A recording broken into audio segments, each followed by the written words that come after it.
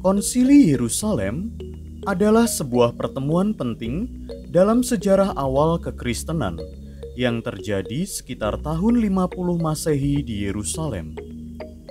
Konsili ini diadakan untuk membahas perbedaan pandangan antara umat Kristen yang berasal dari budaya Yahudi dan non-Yahudi tentang hukum agama, terutama mengenai apakah orang-orang non-Yahudi yang baru masuk Kristen harus disunat dan mematuhi hukum Taurat. Konsili Yerusalem terjadi setelah istilah Kristen mulai digunakan dalam komunitas awal pengikut Yesus Kristus. Konsili Yerusalem berlangsung sekitar tahun 50 Masehi, sedangkan istilah Kristen pertama kali digunakan di Antiokhia sekitar pertengahan abad pertama Masehi, beberapa tahun sebelum Konsili Yerusalem berlangsung. Jadi, ketika Konsili Yerusalem diselenggarakan, istilah Kristen sudah ada dan digunakan untuk merujuk kepada pengikut-pengikut Yesus Kristus. Latar belakang awal terjadinya Konsili Yerusalem adalah perbedaan pandangan dan masalah teologis yang muncul dalam gereja Kristen awal terkait dengan orang-orang non-Yahudi yang masuk Kristen. Ini melibatkan pertanyaan fundamental tentang apakah orang-orang non-Yahudi yang baru menjadi Kristen harus mengikuti praktik-praktik Yahudi, termasuk sunat dan pematuhan terhadap hukum Taurat. Beberapa faktor utama yang mempengaruhi latar belakang Konsili Yerusalem adalah: pertama, masuknya orang-orang non-Yahudi ke dalam kekristenan. Gereja Kristen awal semakin menerima orang-orang non-Yahudi ke dalam komunitas mereka. Ini menciptakan pertanyaan tentang bagaimana mengintegrasikan mereka ke dalam iman Kristen tanpa memaksakan budaya dan hukum Yahudi kepada mereka. Kedua, pengajaran Santo Paulus. Santo Paulus adalah rasul yang aktif dalam misi kepada orang-orang non-Yahudi dan mengajar bahwa iman dalam Yesus Kristus adalah yang utama. Dan orang tidak harus disunat atau mematuhi seluruh hukum Taurat untuk menjadi Kristen. Pandangannya ini memicu perdebatan dan ketidaksetujuan dalam gereja awal. Ketiga, kontroversi di Antiokhia. Sebuah konflik muncul di gereja Antiokhia, di mana beberapa orang mengajarkan bahwa orang-orang non-Yahudi harus disunat, sementara yang lain mengikuti pengajaran Santo Paulus. Konflik ini memuncak dalam keputusan untuk mengirim perwakilan ke Yerusalem untuk membahas masalah ini bersama para rasul dan tua-tua di sana. Dalam konteks latar belakang ini, Konsili Yerusalem diadakan untuk mencari pemecahan masalah dan mengambil keputusan yang akan mempengaruhi hubungan antara umat Kristen dari berbagai latar belakang budaya dan agama. Sumber utama yang menjelaskan tentang Konsili Yerusalem terdapat dalam Alkitab, khususnya dalam Kitab Kisah Para Rasul bab 15. Kitab Kisah Para Rasul memberikan catatan tentang pertemuan ini dan bagaimana keputusan-keputusan diambil. Selain itu, beberapa surat dalam Perjanjian Baru seperti surat Rasul Paulus kepada jemaat di Galatia, khususnya dalam bab 2 ayat 1-10. Bab ini membahas perjalanan Paulus ke Yerusalem bersama dengan Barnabas dan interaksi mereka dengan para rasul dan jemaat di Yerusalem, termasuk Konsili Yerusalem. Ini adalah bagian dari surat yang menyentuh perdebatan dan keputusan yang diambil dalam Konsili Yerusalem terkait dengan masalah hukum Taurat dan sunat bagi orang-orang non-Yahudi yang baru masuk Kristen. Selain Alkitab, ada tulisan-tulisan dan literatur dari sejarah gereja awal yang mencatat peristiwa dan keputusan yang dibuat dalam Konsili Yerusalem. Beberapa tulisan dari tokoh-tokoh gereja awal seperti Santo Ignatius dari Antioquia dan Santo Irenaeus dari Lyon mengacu pada konsili ini dalam konteks diskusi teologis mereka. Dalam Konsili Yerusalem, beberapa tokoh penting yang berperan dalam pembahasan dan pengambilan keputusan adalah 1. Santo Petrus. Sebagai salah satu rasul utama dalam kekristenan awal, Petrus memiliki pengaruh besar dalam konsili ini dan memainkan peran kunci dalam membahas masalah-masalah yang terkait dengan masuknya orang-orang non-Yahudi ke dalam agama Kristen. 2. Santo Yakobus. Yakobus, salah seorang murid Yesus dan pemimpin gereja di Yerusalem pada saat itu, juga memiliki peran penting dalam Konsili Yerusalem. Ia memberikan pandangannya dan bersama dengan Petrus berperan dalam menyusun keputusan-keputusan konsili. 3. Santo Paulus. Meskipun tidak hadir secara fisik dalam konsili, Santo Paulus adalah seorang tokoh utama dalam kontroversi yang dibahas dalam Konsili Yerusalem. Pandangannya tentang menerima orang-orang non-Yahudi ke dalam agama Kristen tanpa mensyaratkan sunat sangat mempengaruhi perdebatan tersebut. 4. Santo Barnabas. Barnabas adalah seorang pendukung Paulus dan juga memiliki peran dalam membela pandangan bahwa orang-orang non-Yahudi dapat masuk Kristen tanpa harus disunat. Keempat tokoh ini bersama dengan orang-orang lain dalam komunitas gereja awal, yakni para tua-tua atau pemimpin gereja dari komunitas Kristen awal, berkontribusi pada diskusi dan keputusan yang diambil dalam Konsili Yerusalem, yang akhirnya membentuk pandangan gereja tentang hubungan antara orang-orang non-Yahudi dan hukum agama Yahudi dalam konteks kekristenan awal. Para tua-tua atau pemimpin gereja lainnya yang mungkin terlibat dalam Konsili Yerusalem tidak selalu tercatat dalam catatan sejarah dengan jelas, dan informasi tentang mereka mungkin terbatas dalam sumber-sumber sejarah awal. Jadi, keempat tokoh utama yang telah disebutkan sebelumnya adalah yang paling terkenal dan memiliki peran yang lebih terdefinisi dalam Konsili Yerusalem. Dalam Konsili Yerusalem, ada perdebatan yang sengit antara dua pandangan yang berlawanan.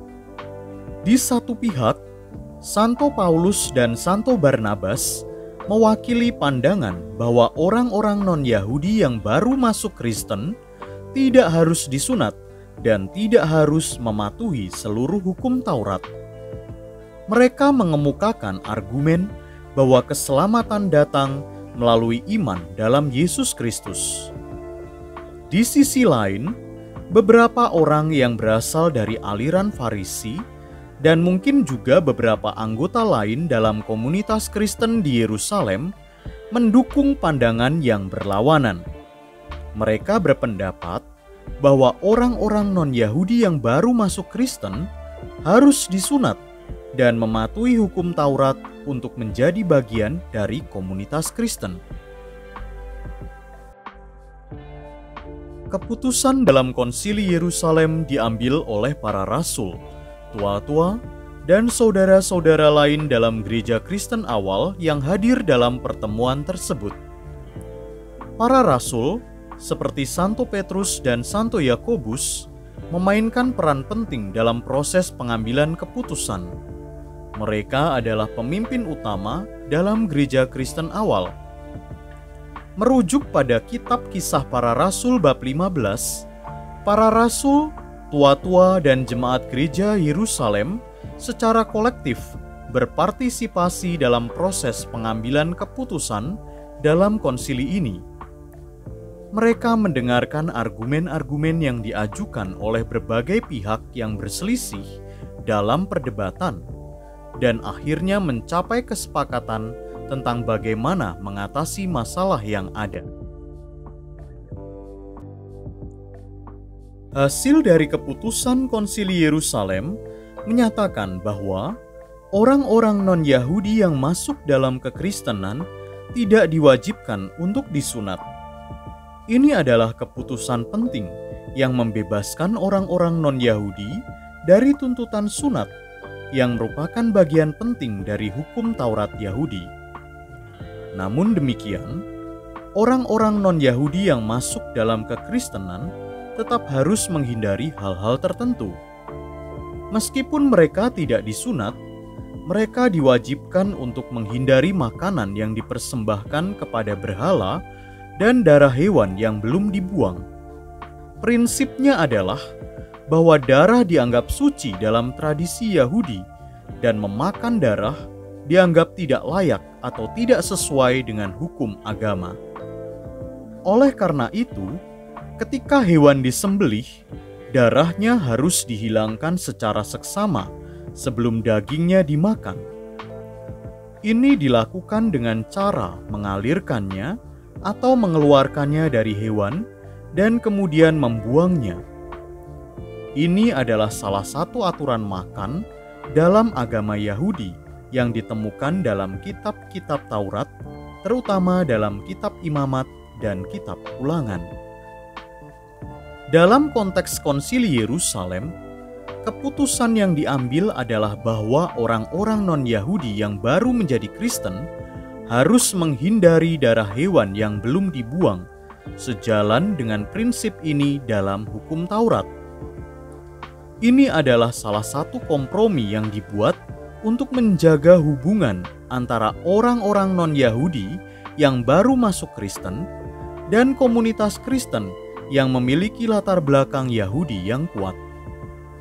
Keputusan ini menghormati sensitivitas budaya dan agama Yahudi dan berfungsi sebagai kompromi untuk menjaga persatuan dalam komunitas Kristen awal.